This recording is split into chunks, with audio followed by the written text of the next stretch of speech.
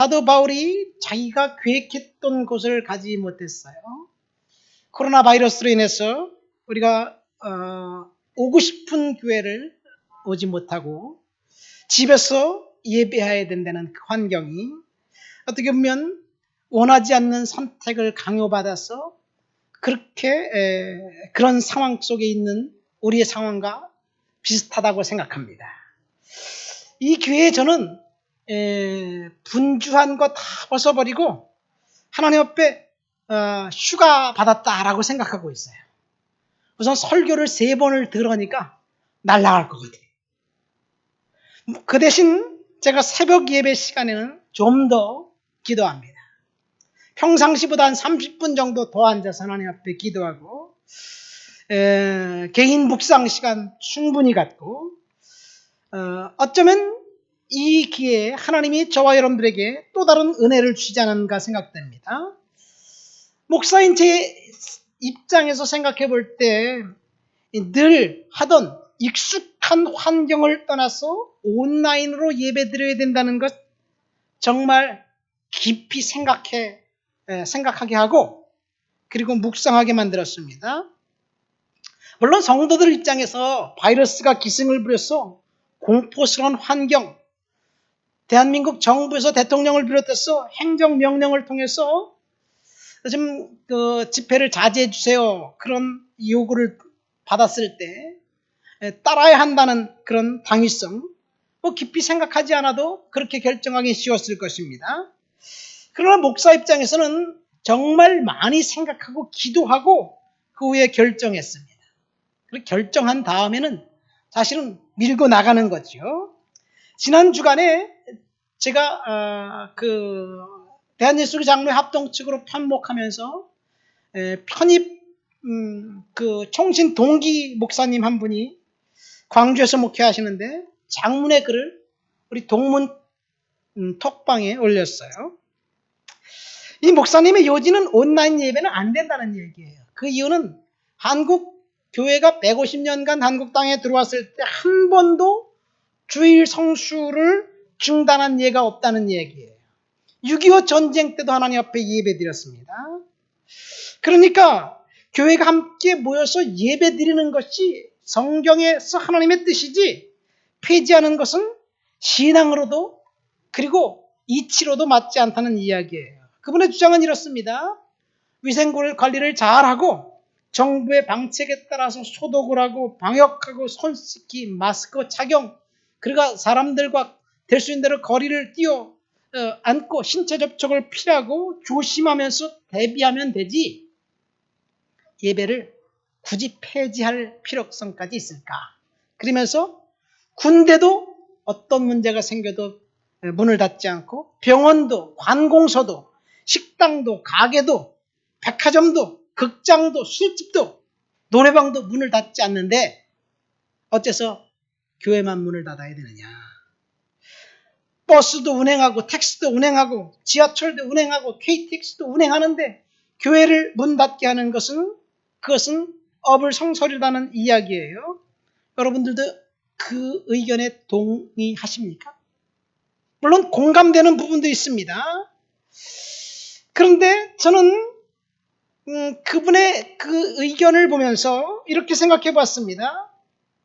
코로나19 때문에 몇몇 대형 교회가 확진자가 생겨서 그 교회를 폐쇄하고 소독을 했습니다. 그러면 당연히 그 교회는 교회가 폐쇄됐으니 온라인 예배를 드리는 것은 불가항력입니다. 그러나 사이비 이단, 신천지, 바이러스를 슈퍼 전파한 이유 때문에 모든 교회들이 문을 닫아야 한다는 것은 좀 생각해 볼 문제이긴 해요. 더구나 교회가 스스로 결정한 것이 아니에요. 정부에서 결정을 강요합니다. 관공서에서 전화를 와 예배를 중지하라고 종용합니다. 문자를 받습니다. 저도 전화를 받았습니다. 더군다나 불신자들이 교회에서 예배드리면 목사와 교회를 싸잡아 매도합니다. 헌금 때문에, 돈 때문에. 저 목사는 돈에 미친 목사야. 저 교회는 돈이 그렇게 좋은가? 이렇게 매도하면서 교회를 향해서 비난할 때 과연 물러나야 할까? 우리는 교회에서 장로님과 운영위원회 집사님들과 함께 이제 결정했고, 그리고 다른 사람의 강요가 아니라 우리 스스로가 온라인 예배 드리기로 결정했습니다. 그 톡을 많은 목사님들이 공감에 동의했어요. 그러나 저는 의견을 조금 달리합니다. 먼저 우리 한번 생각해 봅시다. 주일 성수라는 개념이 뭘까? 주일 성수. 주일 성수, 우리 신앙의 선배들이 목숨 걸고 주일 성수를 지켰습니다. 그리고 예배는 무엇인지 그 두 가지를 생각해 보면 답이 나옵니다. 예전에는 주일 성수는 반드시 교회 가서 예배 드리고, 주일날 가게 가서 물건 사거나 상행위를 하면 그것은 주일 성수에 위배되는 것이었어요. 자, 그럼 오늘날 가게 가서 물건 사면 죄인가요? 요즘 가게에서 물건 사면 죄라고 가르치지 않습니다. 성경이 바뀌었나요? 그렇다면? 사람의 생각이 바뀐 것이지 성경이 바뀐 게 아닙니다. 성경은 옛날이나 오늘날이나 변함없습니다. 구약의 안식일 개념을 확대 해석해서 우리 신앙 선배들이 그렇게 가르쳤습니다. 사실 안식일의 핵심은 하나님 앞에 예배하는 날, 그것이 맞습니다. 온전히 하나님 앞에 예배하는 것이 안식일의 이 핵심입니다. 그러니까 상행위 한 것, 주일날 가게 가서 물건 산 것, 그것이 안식일을 지켰다, 지키지 않았다 판단할 수 있는 단순한 개념은 아닙니다. 물론 주일날 가게 가지 않고 상행위 하지 않고 거룩하게 하나님 앞에 예배하는데 온 몸과 마음을 다한다면, 그렇게 하나님을 예배하는 사람, 온전히 예배한 사람, 경건한 신앙임에는 틀림없습니다. 그렇다면 상행위를 하면 경건하지 않나요? 진짜 문제는 사실 자신이 경건하다고 생각하는 그 사람이 자신의 생각에 따라서 다른 사람을 비판하고 정죄하는 데 있습니다. 나는 가게도 안 가는데 쟤는 왜 가게 가지? 나는 경건한데 쟤는 왜 그렇지? 우월의식이나 비판, 판단, 사실 이것이 더 큰 문제입니다. 두 번째, 예배는 반드시 교회에 와서 드려야 되나요? 물론 교회 기능이 예배의 기능뿐만 아니라 교육, 선교, 봉사, 교제, 특별히 교회라는 단어 속에는, 코이노니아라는 단어 속에는 교제가 들어있습니다. 성도들이 함께 모여서 식사하고, 그리고 교제 나누고 서로 돕고 섬기고, 그리고 위로해주고 격려해주는 것, 이것이 교회의 기능이에요. 그래서 교회에서 모여서 예배하는 것 중요합니다. 교회라는 건물 반드시 중요합니다. 그런데 예배는 꼭 교회라는 건물이 아니라 다양한 장소에서 다양한 형태로 예배 드릴 수 있습니다. 예를 들어서 직업적으로 교회 주일날 예배 시간에 못 나올 수밖에 없는 사람들, 경찰이나 소방관이나 혹은 의사나 24시간 일해야 되는 사람들, 비번일 땐 교회에서 나와서 예배하지만 근무할 땐 그럼 예배하지 못하니까 어떻게 해야 되나요? 근무할 때는 예배하지 말란 말입니까? 그러니까 예배는 교회라는 장소가 중요하지만 때때로 변화된 환경에서 능동적으로 예배할 수 있어야 합니다. 더 중요한 것은 교회라는 단어 자체는 사실 건물을 의미하지 않습니다. 교회는 건물이 아니에요. 교회는 사람들이 모인 공동체입니다. 그 공동체 안에서 교회의 기능은 딱 세 가지가 있습니다. 세 가지. 이 세 가지가 뭐냐? 첫 번째, 교회 기능 중에 첫 번째는 성례를 거행하는 거예요. 성찬식을 하는 것입니다. 두 번째 기능은 말씀 선포의 기능입니다. 세 번째 기능은 권징이에요. 권징. 자, 우리에게 익숙하지 않은 권징이라는 단어가 있는데 이것이 교회의 기능입니다. 첫 번째, 교회 기능 중에 성례를 행하는 것, 성찬식을 행하고 세례를 베풀고 침례를 베푸는 것, 교회 기능입니다. 그런데 성례의 기능은 오늘날 교회에서 아주 약해졌습니다. 성찬식 1년에 딱 2번 합니다. 많이 하는 교회는 4번이에요. 그래서 우리 교회는 매달 1번씩 합니다. 그리고 성례를 무겁게 진행을 합니다. 반드시 십자가를 묵상하면서 엄숙하게 침울하게 진행합니다. 그것이 과연 성경에서 말하는 성례일까? 저는 가급적이면 성례를 기쁨의 축제로 진행하려고 합니다. 왜 그래요? 예수님 십자가에 달려 돌아가신 사건은 무겁고 침울한 건 맞습니다. 그런데 그 사건 때문에 저와 여러분들이 구원받았어요. 구원이 무거운 건 아니잖아요.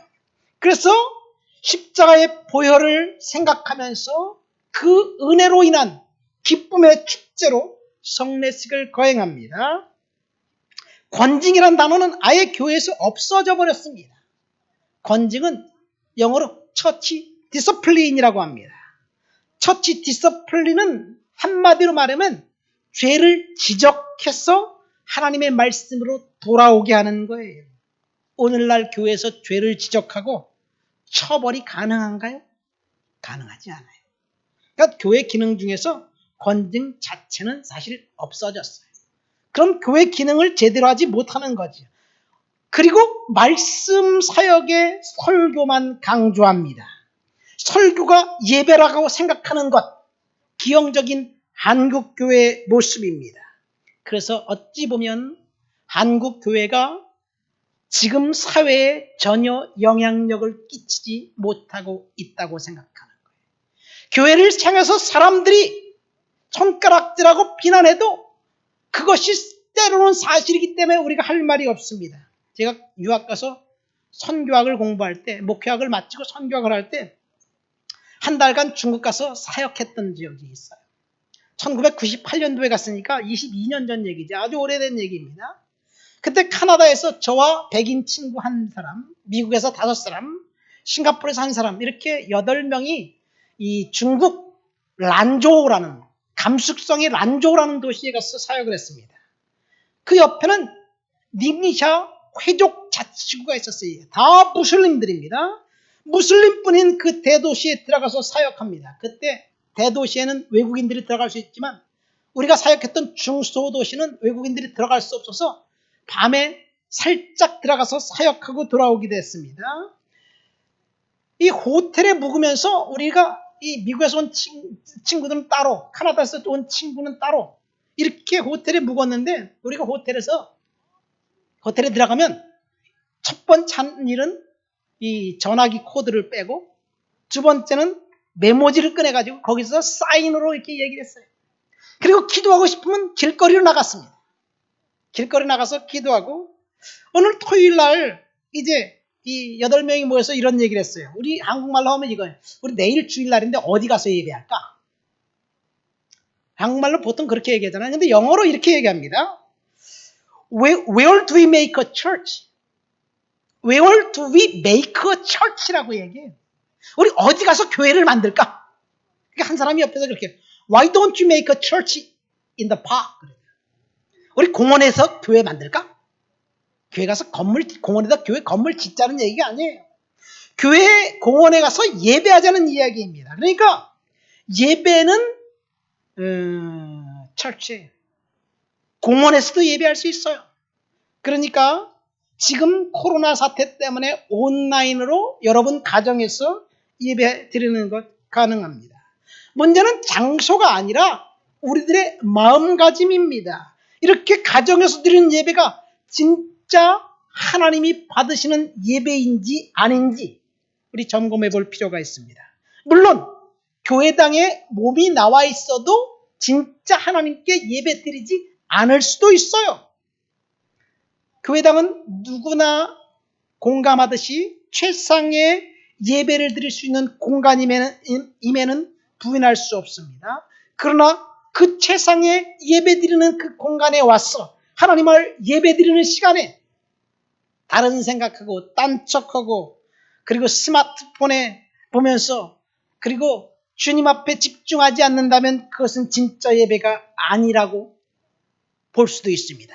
그러나 반대로 여러분들이 집에서 지금 스마트폰을 통해서 유튜브를 통해서 예배하지만 그래서 좀 불편하지만 하나님 앞에 집중해서 예배드리면 최상의 예배, 하나님께 드려지는 영과 진리의 예배일 수도 있습니다. 물론 이 경우 인터넷이나 스마트폰에 익숙하지 않은 나이 드신 권사님들은 아예 예배할 수가 없다는 것이 문제이기도 합니다.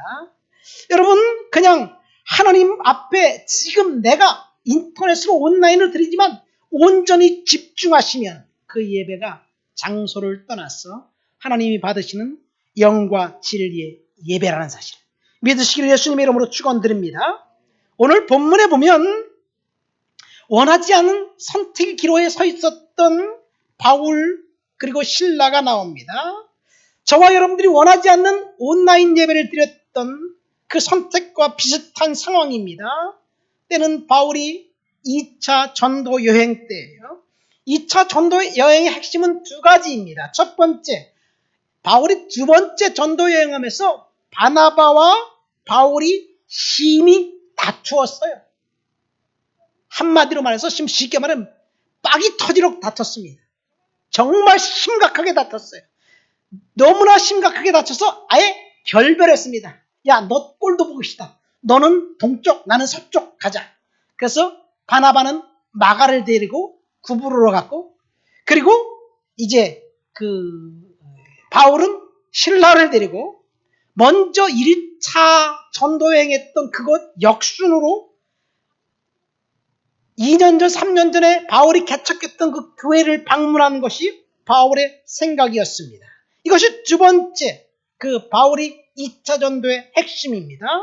그래서 바울은 전에 방문했던 도시들마다 방문해서 거기서 자기가 전도했고 예수 믿게 했던 그 사람들을 만나서 위로하고 격려하고 하나님 말씀에 쓰도록 이제 세워주는 것, 그것이 바울이 2차 전도여행을 하면서 했던 생각이었습니다.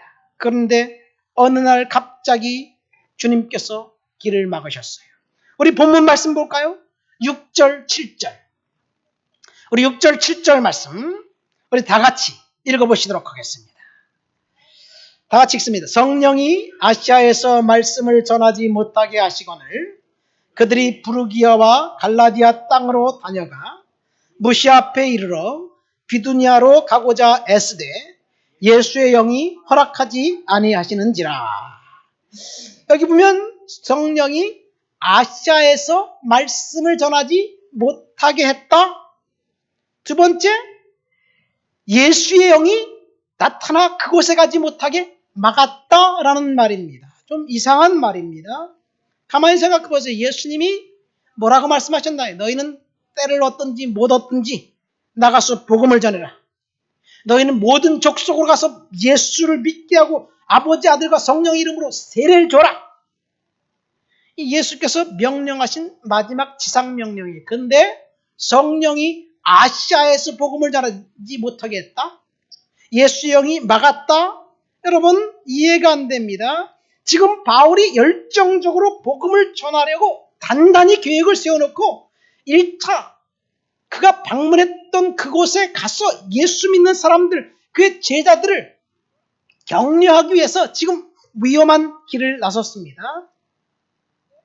이때 바울에게 필요한 게 뭘까요? 너 아니야, 글로 가지 마. 거부하고 반대하는 것이 아니라 하나님이 야, 너 잘했다 칭찬과 격려와 함께 바울을 지지해줘야 되지 않을까요? 그런데 하나님의 생각은 달랐습니다.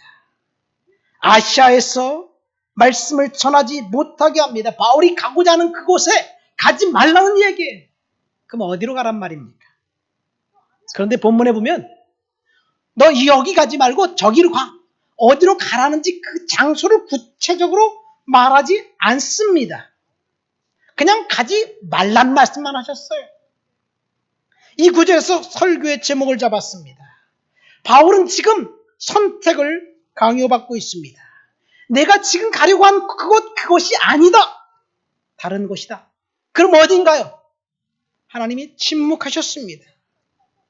내가 과거에 갔던 그 익숙한 곳, 전혀 그것이 아니라 전혀 가보지 않은 미지의 땅으로 너는 가야 한다. 이것이 성령의 음성이었습니다. 문제는 성령께서 말씀하셨는데 명확하게 어디로 가야 할지 구체적으로 말씀하지 않았다는 것이 문제예요. 우리 상황과 똑같습니다. 교회에서 예배는 안 된다? 그럼 어떡하라고? 우리 교회처럼 온라인 예배 드릴 수 있는 자원이 있는, 그래서 제가 자유롭게 온라인 예배할 수 있는 숫자는 많지 않지만 그런 교회는 괜찮아요. 그런데 개척교회 목사님 한 분 스마트폰 놓고 설교해야 돼요. 참 힘듭니다. 마치 아브라함에게 너는 본토 친척 아버지의 집을 떠나 내가 내게 지시할 땅으로 가라 말씀하셨어요. 근데 어디로 가는지 주님이 구체적으로 말씀하지 않습니다. 아브라함이 길을 떠나니까 인도하셨어요. 아브라함이 발걸음을 떼자 하나님께서 인도하기 시작했습니다. 바울도 마찬가지입니다. 내가 갈 곳이 거기가 아니다. 그래서 바울이 길을 떠납니다. 여러분, 지금 성령의 음성을 듣고 바울은 길을 떠났습니다. 지금 성령이 나타나서 바울에게 말씀하신 곳은 어디냐? 피시디아 안디옥이라는 장소에, 거기서 바울은 버가라는, 남쪽 버가라는 곳으로 가려고 했어요. 그런데 하나님은 거기를 가지 못하게 했습니다. 그래서 바울은 성령의 음성 듣고 남쪽이 아니라 서북쪽을 향해서 방향을 잡았습니다.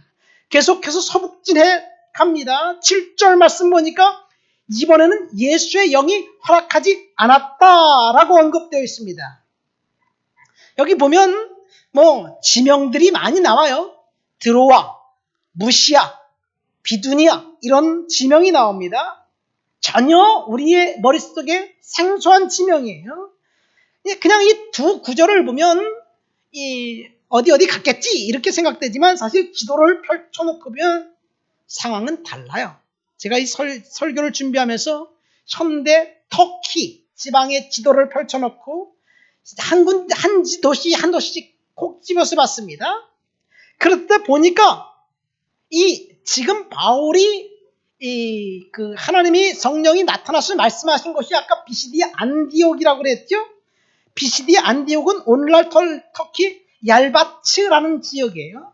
거기서 서북쪽으로 이 무시아까지 갔는데 얼마나 갔느냐? 약 250km 정도를 갔어요. 250km면 얼마나 되나요? 지금 서울에서 한 대구 정도까지 가나요? 대구가 한 250km는 안 되겠지. 어쨌든 상당히 먼 거리예요. 고속버스 타고 왔을까요? KTX 타고 왔을까요? 걸어서 갔어요. 250km까지 걸어서 무시아까지 갔는데 거기서 이제 비두니아라는 지역이 보니까 저쪽에 하나님 사람이 많은 것 같아요. 비두니아 지역으로 가려고 하니까 하나님이 또 나타나셔서 막는 거예요. 예수의 영이 나타나셔서 아니다. 그래서 남쪽을 틀어서 드로아로 갔습니다. 이 무시아에서 드로아까지 25km예요. 드로아는 우리가 잘 알고 있는 트로이입니다. 트로이. 이 트로이 목마 전설이 있는 그곳 맞습니다. 어쨌든 이 트로이에 가자 예수의 영이 이제 드로아 무시아에서 예수의 영이 허락하지 않아서 트로이까지 갔습니다. 여기서 우리가 알 수 있는 것 무엇입니까? 우리가 무엇을 하든지 우리의 계획이 아니라 하나님께서 원하는 것이 무엇인지 민감하게 받아들여야 될 줄을 믿습니다. 내가 계획하고 내가 실행하려고 만반의 준비가 다 되어 있어도 하나님이 no, 아니다 하면 기꺼이 포기할 수 있는 훈련된 저와 여러분들이 되시기를 예수님의 이름으로 축원드립니다.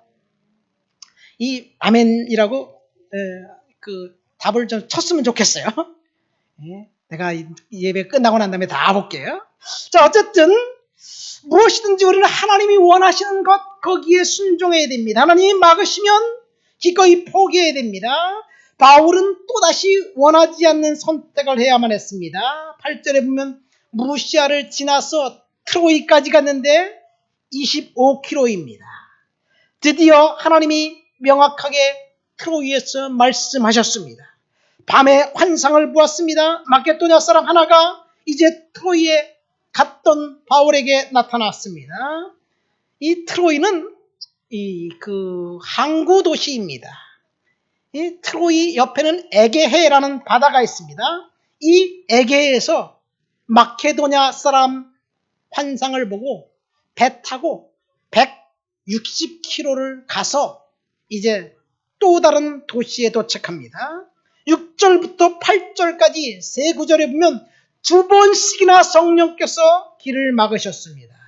바울은 자기가 원하지 않는 그곳을 가기로 선택을 하나님으로부터 강요받았고 순종했습니다. 여러분들에게 원치 않는 선택은 뭔가요? 우리 장로님 사업을 시작했고 새로운 아이템을 개발했는데 코로나 사태 때문에 막혀 있어요. 원치 않는 선택을 해야 할 수도 있을 거예요. 계획된 대로 일이 진행되지 않습니다. 어쩌면 주번이나 바울의 앞길을 막은 사건과 비슷할 수도 있어요. 어떤 분은 이제 뭔가 시작했는데 뜻대로 되지 않을 때 어떻게 해야 될까요? 우리 모두 다 하나님께 기도하면서 세워놓은 계획들이 있습니다. 직장 문제, 자녀 문제, 사역 문제, 야심차게 세워놓은 그것들을 하나님이 지지해 주지 않고 그게 아니다. 그것을 다 준비했는데 포기해라. 하나님 말씀하실 때 그것을 포기하고 하나님을 인정하는 것은 쉽지 않습니다. 우리가 먼저 기도하면서 이 일을 시작했다면 그 상황 가운데서도 하나님이 인도하신다는 사실을 믿으시기를 예수님의 이름으로 축원드립니다. 우리 교회적으로 볼 때 온라인 예배를 드리는 건 새로운 도전이에요. 오늘 상황과 흡사합니다. 앞으로 대세는 온라인과 오프라인을 적절히 섞어가면서 예배를 해야 될 그런 시대가 올 수도 있어요. 그래서 우리가 원하지 않는 선택을 했지만 하나님 앞에 민감하게 믿음으로 감당하면 하나님께서 저와 여러분들에게 축복된 길로 인도해 주실 줄 믿습니다.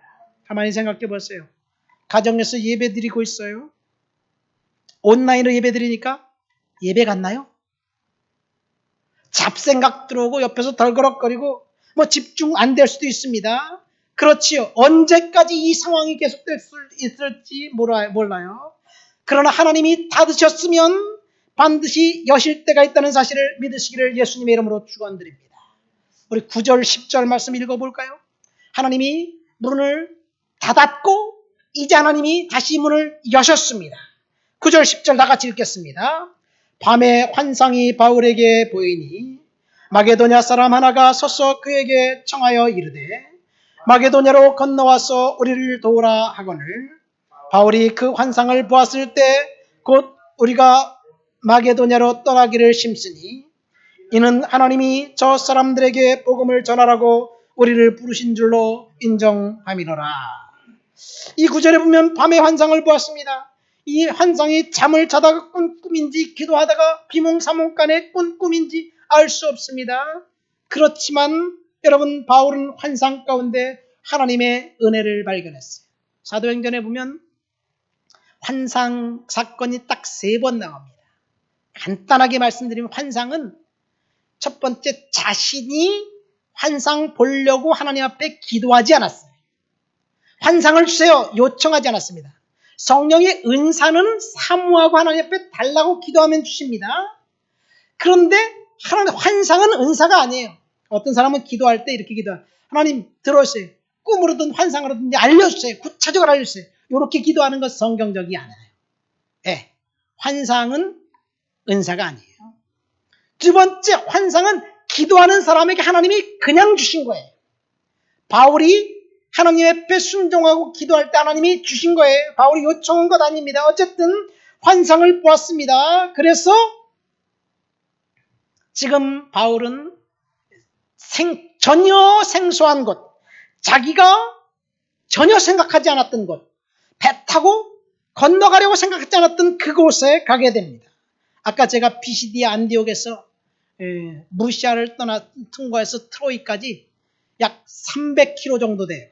300km가 약간 안 되는데 이 먼 길을 가면서 하나님이 말씀하지 않지만 때가 되니까 하나님께서 트로이에서 말씀하신 거예요. 여러분 우리가 바울이 300km 가는 동안 하나님 말씀하지 않을 때 낙심하지 않았을까? 자, 바울은 하나님의 사람이니까 아주 믿음을 굳건히 하고 하나님 말씀하실 거 그리고 아주 초지일간에게 갔을까? 모르지요. 아마 제가 볼 때 바울도 낙심했을 것 같아요. 걸어서 300km까지 갔는데 얼마나 낙심했어요. 하나님 도대체 어디입니까 도대체? 침묵하셔요. 낙심했을 수도 있을 겁니다. 여러분, 저와 여러분들이 매일 때때로 낙심하기도 됩니다. 낙심할 수도 있습니다. 힘든 상황이 있을 때 낙심도 됩니다. 그러나 포기하지 마시기를 예수님의 이름으로 축원드립니다. 바울처럼 포기하지 않으면 하나님이 이제 말씀하셔요. 열린 문을 열어주실 때 우리가 그동안 하나님이 무엇을 원했는지, 무엇 때문에 문을 닫았고 무엇 때문에 침묵하셨는지 알게 될 것이에요. 여러분, 낙심되는 상황이 우리 앞에 있을 때 절망이 되고 낙심도 되고 좌절도 되지만 포기하지 않으면 그것은 실패가 아닙니다. 포기하지 않고 계속해서 기도하면 결국 하나님이 응답해 주실 줄을 믿습니다. 어떤 상황이 닥치더라도 하나님을 신뢰하고 포기하지 마시기를 예수님의 이름으로 축원드립니다. 바울에게 어느 날 밤 하나님이 나타나셨습니다. 말씀하시기 시작했습니다. 환상 가운데 전혀 생소한 사람, 마게도냐 사람 하나가 건너와서 우리를 도우라고 이야기합니다. 이 마게도냐 사람 하나가 건너와서 도우라. 이 도우라는 말을 영어 성경은 begging him이라고 아주 구걸하듯이 강청한 거예요. 바울이 그 환상을 보고 성령께서 왜 비두니아로 가지 못하게 막으셨는지 알게 됐습니다. 바울은 지금 트로이라는 항구에 있습니다. 이 트로이는 유럽과 아시아를 연결하는 관문과 같은 항구 도시입니다. 거기에는 다양한 사람 인종들과 다양한 언어들이 있습니다. 바울이 트로이에서 배 타고 이제 이 바다 건너 도착한 것이 빌립보예요. 거기는 전혀 다른 대륙입니다. 유럽이에요. 유럽의 관문에 도착했습니다. 우리 11절, 12절 말씀 우리 한번 읽어보시도록 하겠습니다. 우리가 드로아에서 배를 떠나 사모드라게로 직행하여 이튿날 네아폴리로 가고 거기서 빌립보에 이르니 이는 마게도냐 지방의 첫 성이요 또 로마의 식민지라 이 성에서 수일을 유하다가 한쪽 문이 닫으신 주님께서 또 다른 문을 여셨습니다. 새롭게 주님이 여신 문은 바울이 전혀 생각하지 않았던 생뚱맞은 문이었습니다. 예기치 않은 곳이었습니다. 바울이 에게를 건너 유럽으로 들어갔습니다. 바울이 애초에 유럽까지 갈 생각은 안 했어요. 그런데 하나님께서 이 일을 하신 거예요.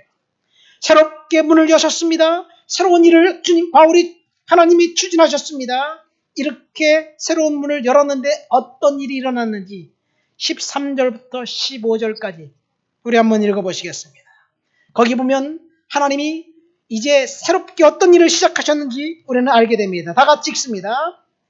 안식일에 우리가 기도할 곳이 있을까 하여 문 밖 강가에 나가 거기 앉아서 모인 여자들에게 말하는데 두아드라시에 있는 자색 옷감 장사로서 하나님을 섬기는 루디아라는 여자가 말을 듣고 있을 때 주께서 그 마음을 열어 바울의 말을 따르게 하신지라.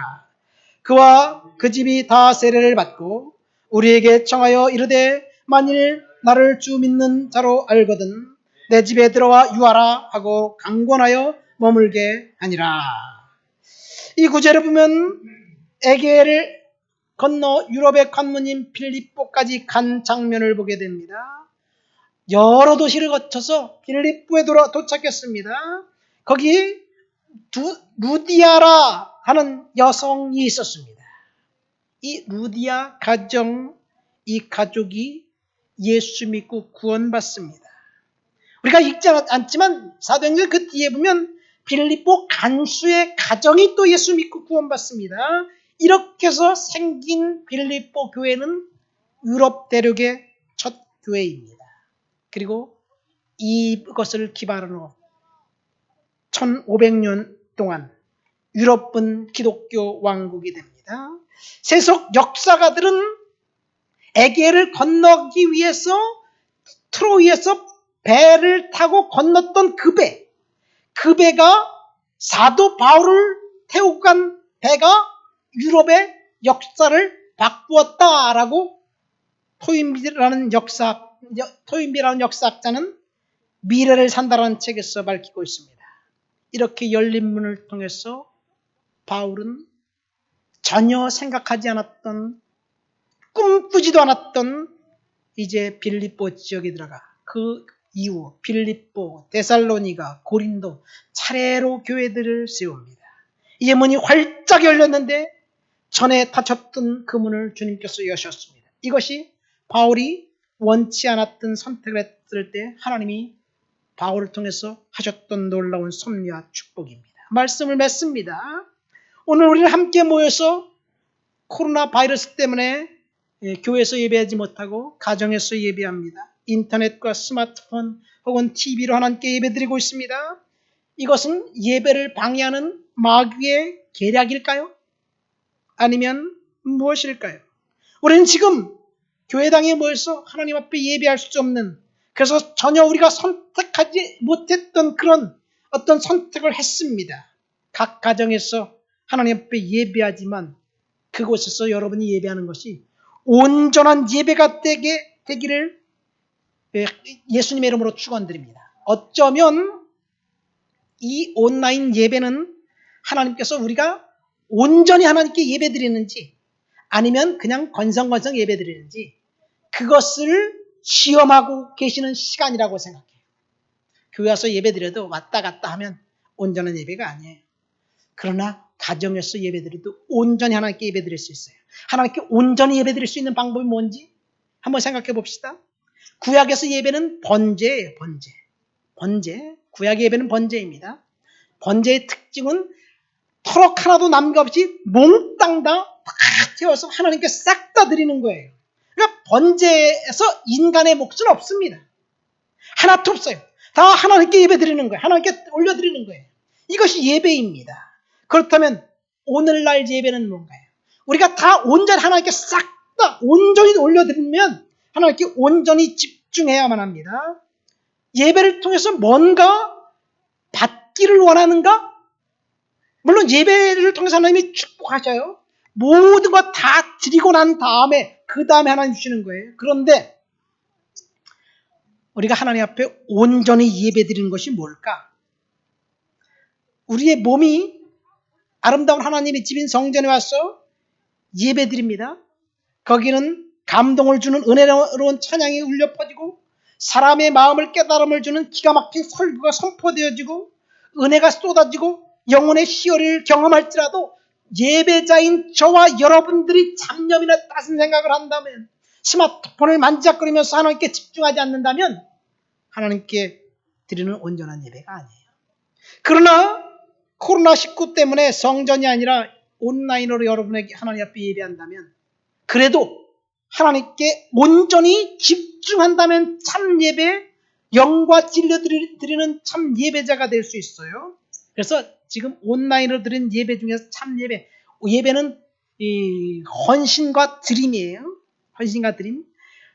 헌신의 핵심은 하나님 앞에 몽땅 드리는 거예요. 그래서 교회 몸에 여러분 와 있지 않지만 언제까지인지는 모르지만 여러분 헌신을 이렇게 하면 생각하면 돼요. 예배 시작, 묵도부터 시작해서 축도까지 내가 스마트폰으로 예배드리면 하나님께 온전히 집중하겠다. 다른 생각하지 않겠다. 찬송도 따라하고 설교 때 집중하고 성경 읽기도 따라하겠다. 온전히 집중하면 그것은 하나님 앞에 온전히 드리는 거예요. 두 번째 드림은 헌금에 있어요. 사실 여러분 우리가 하나님 앞에 드릴 때 그것은 하나님께서 받으시는 거예요. 그래서 지금 이 시간 제가 여러분들에게 지원합니다. 헌금 시간 우리 헌금이 그 찬송 부를 때 거기에 헌금 계좌를 여러분들에게 알려줄 거예요. 그러면 잠시 집중하고 얼마가 되든지 하나님 앞에 들으시기를 예수님의 이름으로 축원드립니다. 액수는 중요하지 않아요. 목사님이 교회에 헌금을 거두려고 하는 것도 아니에요. 여러분들 하나님 앞에 드리는 그 마음, 그래서 1,000원이 됐든 10,000원이 됐든 얼마가 됐든지 11조가 됐든 잠시 시간을 멈추고 스마트폰으로 인터넷으로 하나님 앞에 드리면 하나님께서 받으신 줄 믿습니다. 오늘 설교 제목처럼 우리는 원하지 않던 선택을 하나님께서 강요하고 계셔요. 우리가 선택해야 할 최선의 헌신이 무엇인지 지금 생각하고 순종하시기를 예수님의 이름으로 축원드립니다. 우리 말씀을 생각하면서 다 같이 성성으로 기도합니다. 하나님, 내가 주님 앞에 최선으로 선택하며 최선으로 순종할 수 있도록 주여 도와주시옵소서. 다 같이 기도합니다. 하나님 아버지 감사합니다. 오늘도 주님 앞에 나와 주를 높여드리고 주를 찬양하고 주를 영화롭게 합니다. 주님 영광 받아 주옵시고 주께서 역사하시고 인도하여 주옵시고 함께하여 주옵소서. 내 몸과 마음을 주님 앞에 온전히 드리길 원합니다. 주님 받아 주옵소서. 예수님의 이름으로 기도합니다. 아멘. 우리 다 같이 하나님께 예물 드리시겠습니다.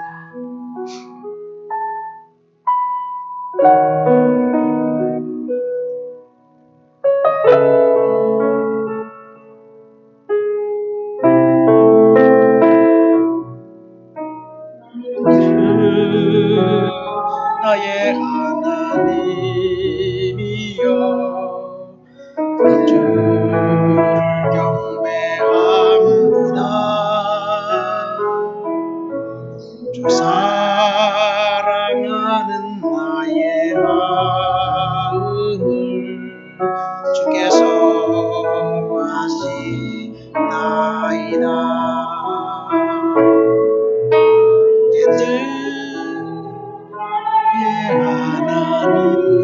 하나님이여 주를 경배합니다.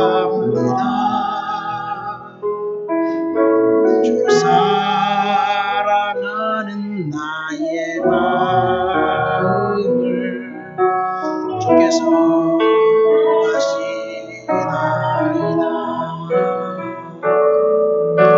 깨뜨릴 옷감 내게 없으며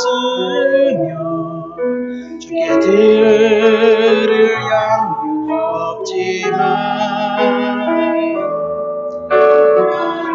하나님 형상대로 날 빚으사 새 영을 내게 부어주소서.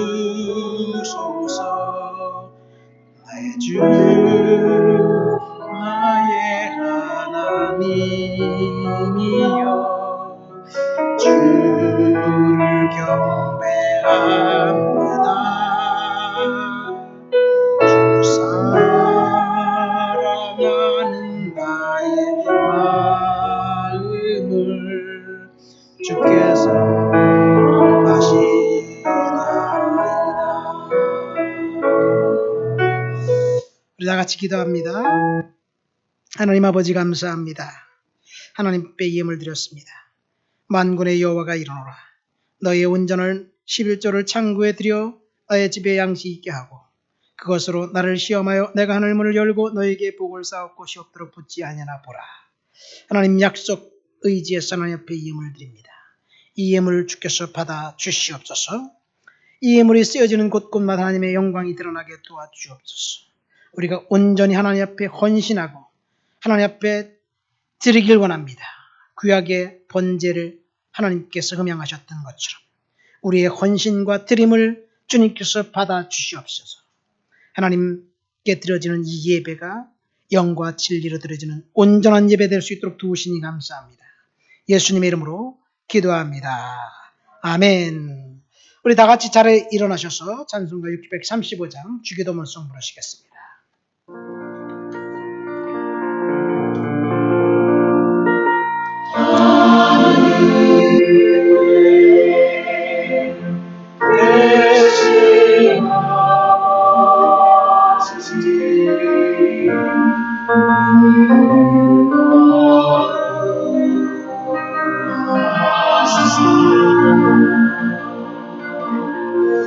주님 나라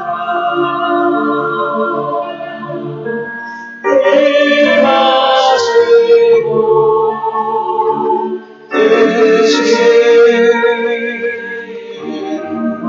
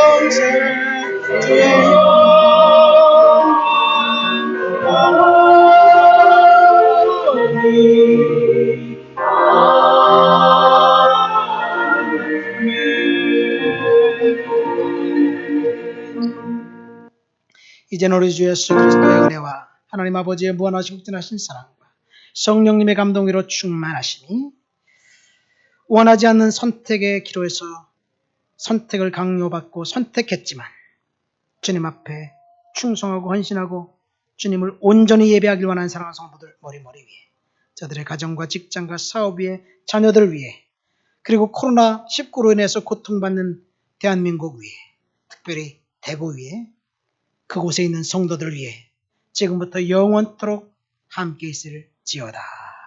아멘.